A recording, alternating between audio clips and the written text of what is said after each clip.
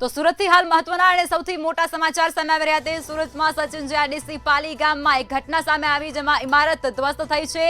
આ સૌથી મોટા સમાચાર જેમાં સુરતમાં 6 માળનું બિલ્ડિંગ એકાએક ધરાશાય થયું છે। આ બિલ્ડિંગ 7 વર્ષ પહેલા બનાવવામાં આવ્યું હતું ત્યારે આમાં 2ના રેસ્ક્યુ કરાયા બાદ હજી એકનું રેસ્ક્યુ કરવાનું કામ ચાલુ છે।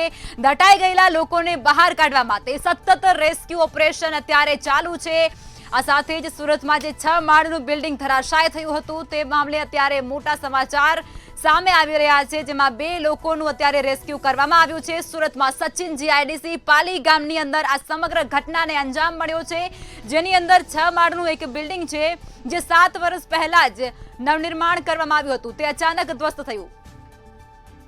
સુરતના સચિન જીઆઈડીસીના પાલી ગામ ખાતે બનેલી એકાએક ઘટનાએ સમગ્ર વિસ્તારમાં ચકચાર મચાડી દીધો છે। જે આપણે જોઈ શકાય છે સીધા દ્રશ્યો બતાવીશ તમને કે જે પાલી ગામ ખાતે જે ઘટના બનેલી છે તેમાં 2 લોકોના રેસ્ક્યુ કરી લેવામાં આવ્યા હતા। ત્યારે લેટેસ્ટ જે અપડેટ હું તમને આપી રહ્યું છું જેમાં હજી એક વ્યક્તિનું રેસ્ક્યુ કરવામાં આવી રહ્યું છે। જે હા હું જણાવી દઉં છું કે 3 લોકોના અત્યાર સુધીમાં રેસ્ક્યુ કરી લેવામાં આવ્યું છે। એનડીઆરએફની ટીમ એસડીઆરએફની ટીમ સતત અહીં જે એની ઓપરેશન જે સર્ચ ઓપરેશન તેણે હાથ ધર્યું છે તે સતત ચાલી રહ્યું છે અને અત્યાર સુધીમાં 3 વાગ્યાની આ ઘટના બાદ સાંજ થઈ જઈ 7 વાગી ગયા છે ત્યાં સુધીમાં અત્યારે 3 લોકોના રેસ્ક્યુ કરી લેવામાં આવ્યા છે। જણાવી દઉં કે હજી પણ 7 થી 8 લોકો દટાયા હોવાની આશંકા સેવામાં આવી રહી છે। પાલિકાનું તંત્ર, પોલીસ તંત્ર, કલેક્ટર તંત્ર તમામ જે સુરતનું તંત્ર છે તે અહીં ઘટના સ્થળે પહોંચી આવ્યું છે અને જણાવી દઉં કે એસડીઆરએફની ટીમ છે એનડીઆરએફની ટીમ દ્વારા સર્ચ ઓપરેશન હાથ ધરવામાં આવ્યું છે અને આ ઓપરેશન છે તે સતત ચાલી રહ્યું છે અને અત્યાર સુધીમાં જો વાત કરવામાં આવે તો 3 લોકોના રેસ્ક્યુ કરી લેવામાં આવે છે। જી હા 3 લોકોના અત્યાર સુધીમાં રેસ્ક્યુ કરી લેવામાં આવ્યા છે